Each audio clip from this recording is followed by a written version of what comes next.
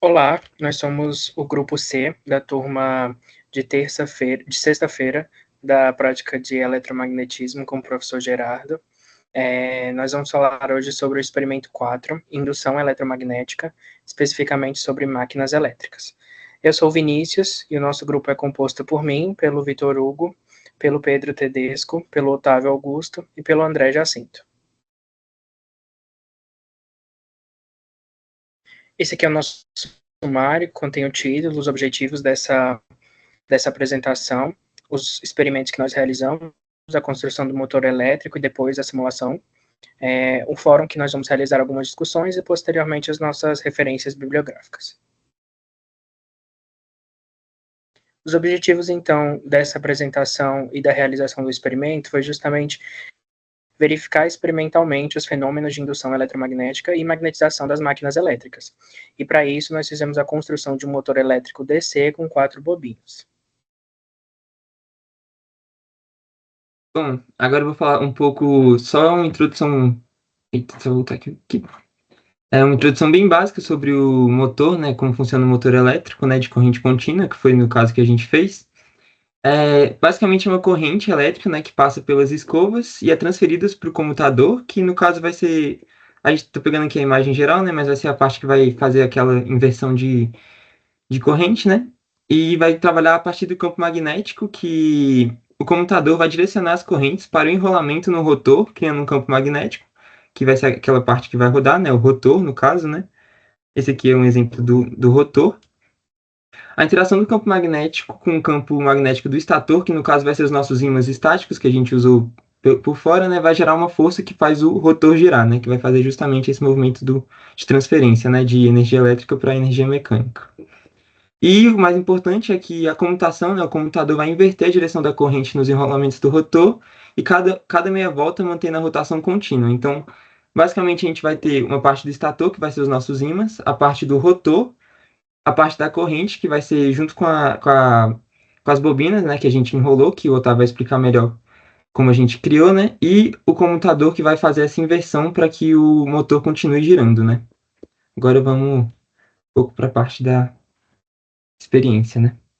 Bom, para a construção do nosso motor elétrico, a primeira coisa foi definir a base. Nós escolhemos o eixo horizontal mesmo, em relação ao plano da Terra, né? Para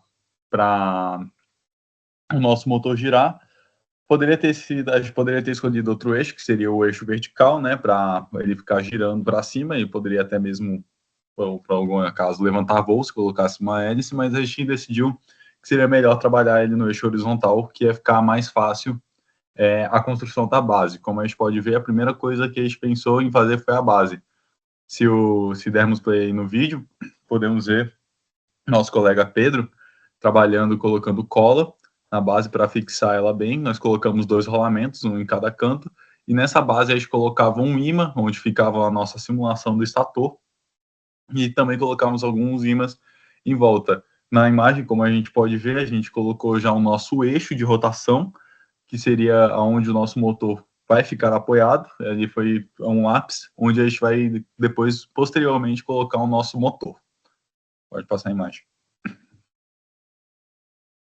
Para a construção do motor, essa é a imagem do nosso motor finalizado. A gente fez com um diâmetro de 6 centímetros e a gente utilizou pequenos pregos para fazer o suporte da bobina. E cada bobina teve 70 voltas em torno do próprio eixo, em 70 voltas no sentido horário, perdão. E a gente colocou um computador, já que são 4 bobinas, em 4 partes. E do outro lado, a gente colocou um com 4 partes, e do outro lado a gente aterrou todos em um único ponto, para facilitar a condução da corrente e só ter um lado que fica comutando e o outro fica em um lado constante o contato, para facilitar assim o giro do motor. E para a gente testar ele, a gente colocou 9 volts e 5 amperes, que dava uma potência de 40 watts no nosso motor. Pode passar aí, por favor. Bom, aqui sou eu e o meu colega Pedro construindo o suporte das bobinas. A gente estava colocando super cola para segurar os pregos e ficar bem fixo as bobinas, como a gente pode ver aí. Perdão.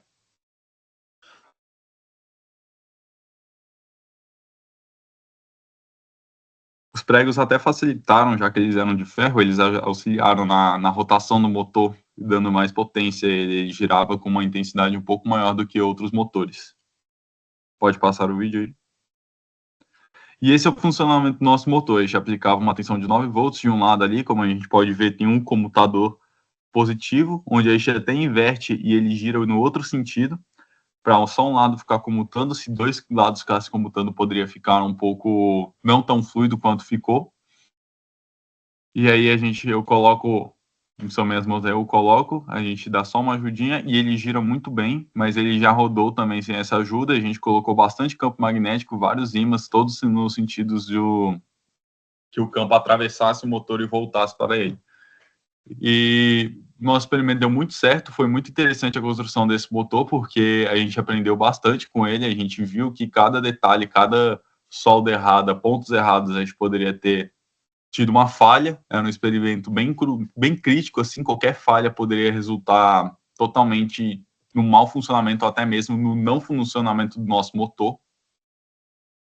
E com isso, a gente já teve um aprendizado muito grande sobre a indução eletromagnética e sobre a força eletromotriz gerada nele. Pode passar.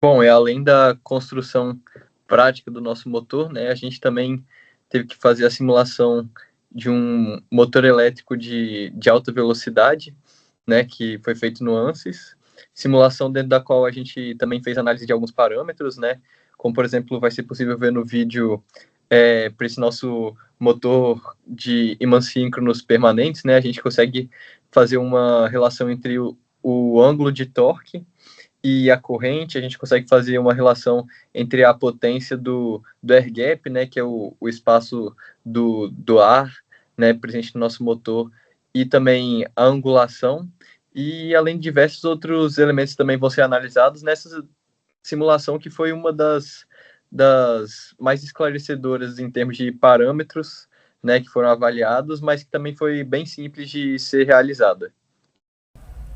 Bom, a gente vai começar aqui a simulação do nosso motor, né? Vou renomear aqui, motor 1. Diferentemente dos outros, né, que a gente seria o Maxwell 3D ou 2D, a gente vai usar essa função aqui, né? Vai inserir Adjust Speed Synchronous Machine. E a gente vai começar a estabelecer os parâmetros, né, para cada um desses elementos aqui, né, conforme foi estabelecido no vídeo apresentado, né. Então aqui primeiro que a gente seleciona, a gente abre aqui o circuito, né, a gente vai botar os valores de 120, 2 para o trigger, né, 2 para o transistor e 2 para o diodo. Agora a gente vem no stator, a gente vai botar os valores de 300, 217, depois a gente vai botar o de 75, 0.95, material aqui a gente vai botar o Steel 1008, né, o aço. Number of slots a gente vai deixar em 12, aqui a gente vai botar 4 e aqui a gente vai deixar em 0 mesmo. Machine, a gente vai também estabelecer os valores. A gente tem 14 polos. Frictional loss a gente vai botar 24 e a gente tem também o valor para velocidade de referência de 13.300 RPM. A gente já fez esse circuito, já fez o estator, a gente vai para o slot agora. A gente vai botar o valor aqui desse HS0 de 2, HS1 3, BS0 11, RS2, dá o OK. Assim, de selecionar aqui o Auto Design também.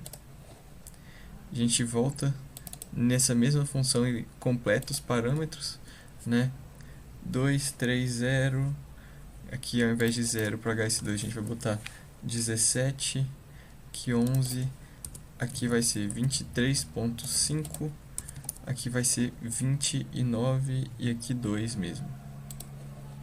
Fechado o slot, a gente vai pro winding, a gente vai botar 1 aqui, whole coiled, power branch a gente vai ver agora, que a gente vai botar o valor de 1, aqui nos condutores 4, o restante 0, wire size também a gente não mexe.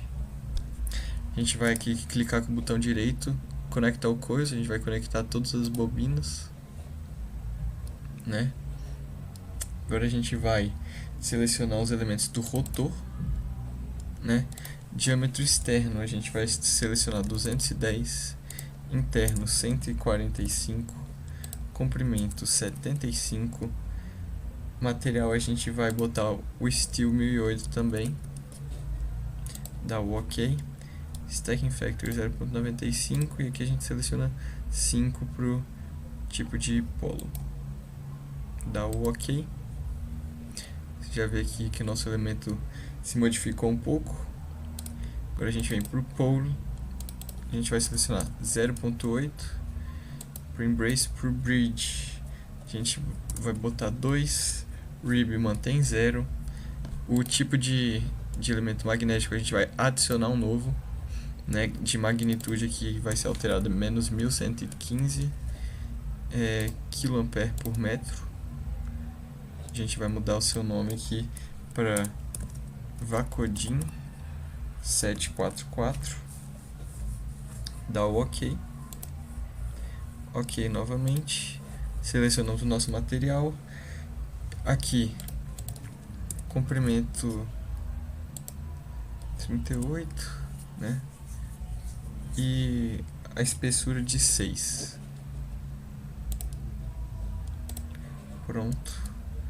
Por fim o shaft, a gente vai desselecionar, né? Já está desselecionado.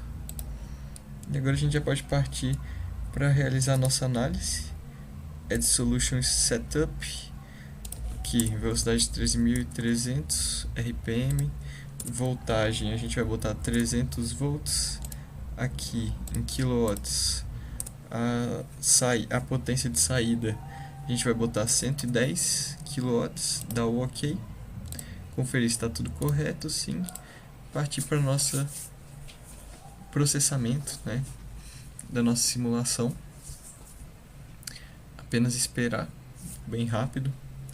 A gente já pode obter alguns resultados aqui, a gente vem em Results, em Solution Data, primeiramente, né, ver alguns parâmetros, seleciona Full Load Operation, a gente pode ver aqui alguns valores, né, tensão de pico,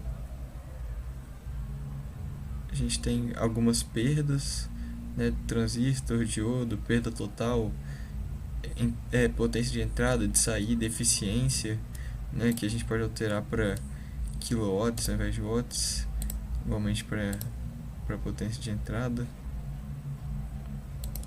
Mas para ver efetivamente aqui os resultados, a gente vem em Results, Create RMX Report for Rectangular Plot, a gente seleciona aqui a potência, cria um novo,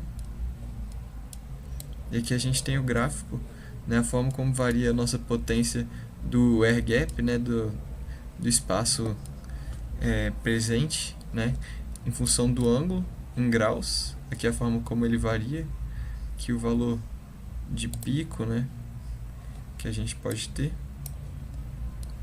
e a gente pode também fazer outras análises, né, a gente vem aqui em Results, a gente vem em Solution Data, né, a gente volta com Full Load Operation,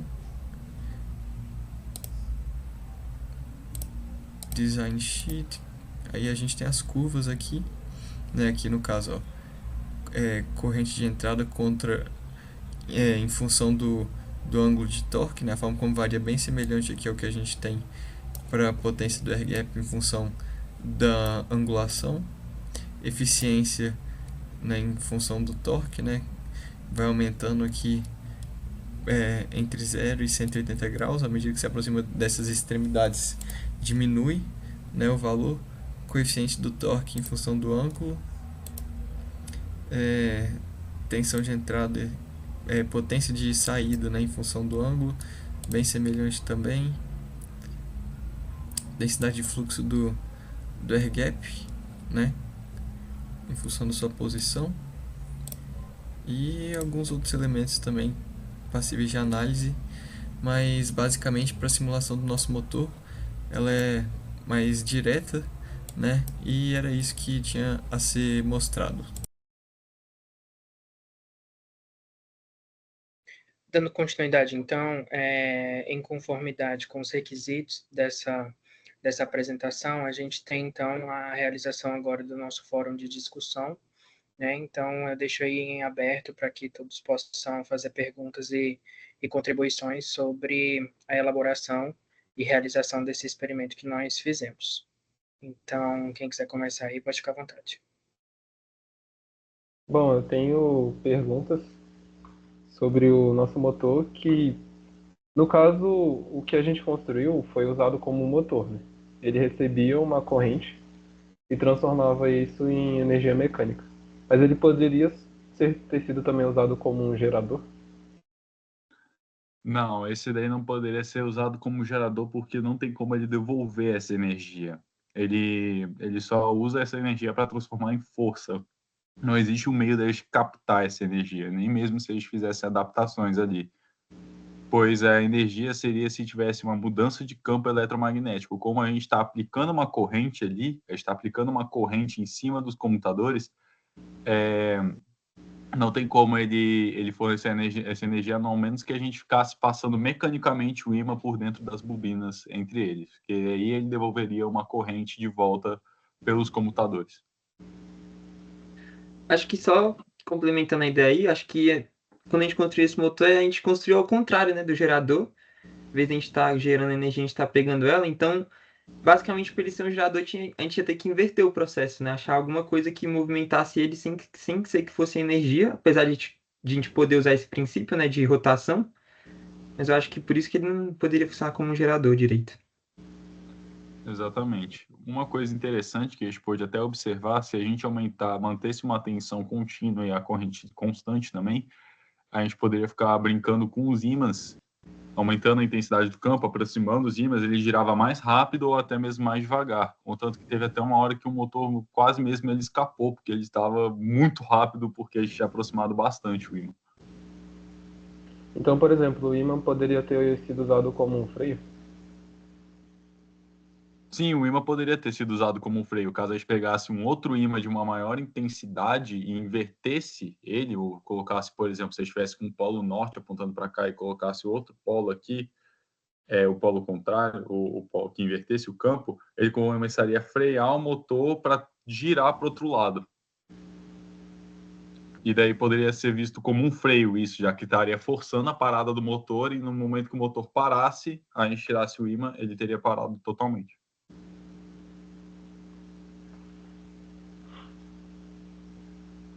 Eu só queria saber qual foi o papel da dimensão do ímã, né, para o nosso experimento funcionar. Será que teve realmente uma contribuição significativa antes da gente alterar, por exemplo, a conexão lá de aterramento e da outra extremidade das nossas bobinas, né? Ou se não foi tão relevante assim nesse quesito? Cara, a mudança do ímã foi extremamente relevante. Eu lembro que estava eu e o Vitor tentando resolver o problema do motor, até que um outro colega nosso emprestou um ímã mais forte, né? E antes o motor ele estava com dificuldades para rodar, parecia que era problema mesmo de contato, mas a gente sem mexer nada nele, só colocando outro ímã e testando, ele rodou perfeitamente, sem nenhum problema. Então, às vezes, é até mesmo a intensidade do campo que pode alterar na força do motor. É a tensão aplicada nele, a corrente aplicada nele e o campo magnético aplicado nele. São os três fatores que podem que alteram na potência de um motor elétrico. Até complementando essa ideia do Otávio aí, outra coisa que interferiu também, além do tamanho do ímã, né, da intensidade dele, foi a proximidade do ímã que a gente colocou do motor. que antes a gente estava testando até com um pouco mais distante, a gente achou que, até como o Otávio disse na apresentação dele, a gente tinha colocado nos parafusos, né, para construir a nossa base ali do rotor, a gente estava achando que estava até interferindo, né, por causa Uhum. do que eles atraem, mas quando a gente aproximou mais e quando a gente entendeu que como o parafuso que a gente colocou é ferromagnético, né, dentro de um campo onde a intensidade era bastante forte, ele ia apenas aumentar, né, a intensidade, então também além do tamanho do ímã, a proximidade do ímã permitiu que o nosso motor girasse mais facilmente, né?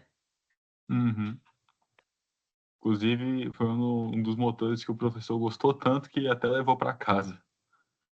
Aí também no Ah, nosso teste lá, a gente tinha testado também sem os ímãs. No vídeo que a gente fez, a gente tava com bastante ímã, né? Que a gente colocou pra gente conseguir uma velocidade maior, né? Mas a gente tinha testado até com menos ímãs e ele rodou ele legal. rodou tranquilo. Eu queria acrescentar também uma coisa que ajudou a gente. Foi que a gente usou, no eixo do motor, a gente usou rolamento, que facilitava para o motor girar, porque ele precisava fazer menos força para conseguir sair do estado de repouso e também menos força para se manter girando. Daí isso aumenta até também a eficiência do nosso motor, o quanto de torque ele consegue gerar por energia aplicada. Uhum. Eu acho que uma aplicação interessante desse experimento, depois que eu fiz uma breve revisão da bibliografia, foi justamente verificar que os veículos elétricos, que tanto se fala hoje em dia, eles utilizam justamente os motores elétricos, né, baseado nesses mesmos princípios de interação entre o campo magnético e a corrente.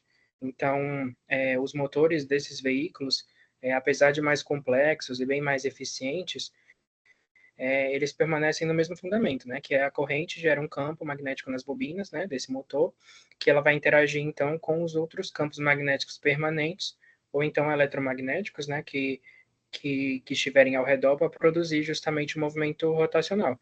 E essa rotação é que a gente verifica no motor, e no caso de veículos elétricos, ele justamente seria para impulsionar o veículo a sair do repouso, né? Então, apesar dessa de complexidade e de eficiência, o princípio se mantém o mesmo. Então, é uma aplicabilidade bem válida, tendo em vista que esse é um tópico que vem sendo muito tratado atualmente, né? Uhum. Excelente colocação, Vini. Só mais uma pergunta, é que eu não sei se foi falado, que durante a construção a gente teve que enrolar, né, as bobinas todas na mesma direção, né, que você falou que foi todas no sentido horário. Qual que é a Isso, importância disso? a importância é que caso você inverta um, um sentido da bobina, a corrente vai girar no outro sentido. Então, a força aplicada nela vai ser no sentido contrário. Então, enquanto todas as outras correntes vão estar girando em um sentido, se uma única bobina tivesse girada do outro sentido, ela vai fazer a força contrária. Então, o motor vai estar girando e quando chegar a vez aquela bobina ser ativada, ela vai fazer a força contrária, consequentemente freando o motor, não dando mais força a ele. Certo. Por isso que é muito importante se atentar a todos os giros. E a quantidade de voltas é bom manter fixa para todas as bobinas conseguirem fornecer a mesma força, né? Se, por exemplo, nós colocássemos 50 voltas em umas e 100 voltas em outras, a gente ia sentir, primeiramente, um desbalanceio mecânico mesmo, né? Ele ia ficar desproporcional. E a gente ia sentir que a bobina de 100 voltas ia exercer uma força bem maior do que a de 50. Ia exercer praticamente o dobro da força. Certo.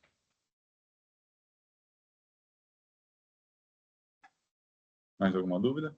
Bom, esses foram os tópicos que a gente tinha para o fórum de discussões. Se ninguém tiver mais nenhuma dúvida, alguém quer acrescentar alguma coisa?